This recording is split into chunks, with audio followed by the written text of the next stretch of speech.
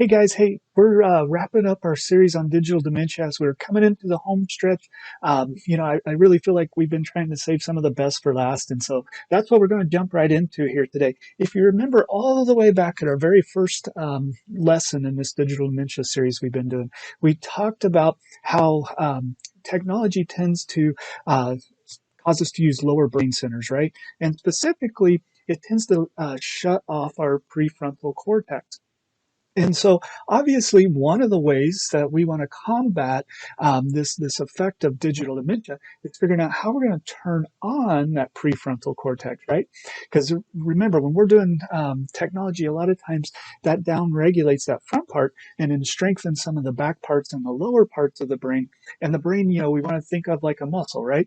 The more we use it, the better it is, the stronger it is, the more it's ready to go. The less we use it, the weaker it becomes.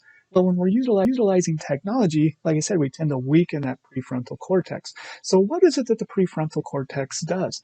Well, a lot of it is executive decisions. And so what that means is how are we going to interact in a social, so one of the ways, there's several things here, but one of the ways is how we're going to interact in a social situation, taking in the context of the conversation, the person that we're interacting with, and then processing through that with our brain and to figure out what is the appropriate response in the given situation that we're in. And so, it's kind of interesting that that's one of the things that the prefrontal cortex, especially when we look at online behavior, right? It tends to be kind of, in a lot of ways, it can be really good, but in a lot of ways, it can be really bad too. And there's a lot of hurtful things and things like that that are said. Well, and one of the reasons is we're not in that social one-on-one interaction with somebody. And also, we're turning off that prefrontal cortex. So we're not really kind of thinking through ramifications a lot of times when we're saying some of the things that people tend to say on social media.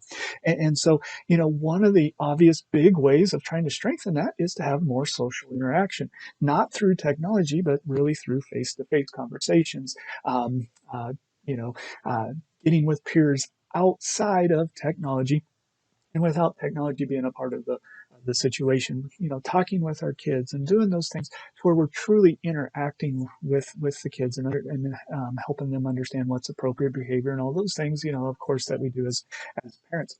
The other kind of one of the other ways to stimulate that prefrontal cortex is to teach kids and to teach adults really as well, because you're the ones that have to teach this to the kids, right? But how to process through emotions. What is the emotion that I'm feeling? How to recognize that? What's an appropriate response to that emotion? Is that emotion is it a real emotion? Is it based on reality, or is it simply a subconscious emotion or something like that? And then also, how do we process through that emotion?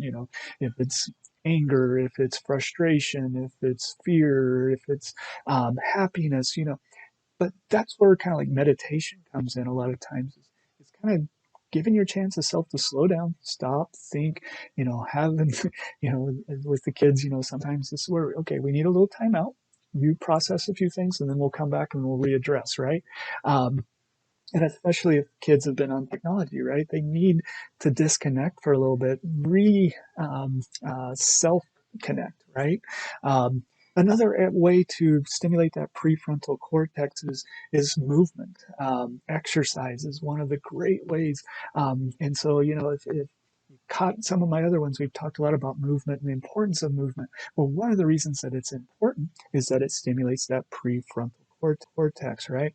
And so, whether it's social interaction, whether it's taking some time out, whether it's movement, and one of the other ones we're going to talk about, and we'll talk a little bit probably more um, in our next webinar as well, is having some creativity and creative thought time.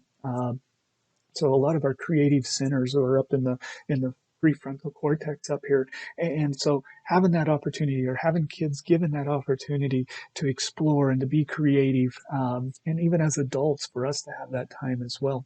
And one of the last ways that I'm going to talk about today, I've given you quite a bit, and I know I'm kind of running a little long here, but one of the other ways that we can stimulate that prefrontal cortex is actually through chiropractic. We know that adjustments can light up that part of the brain as well.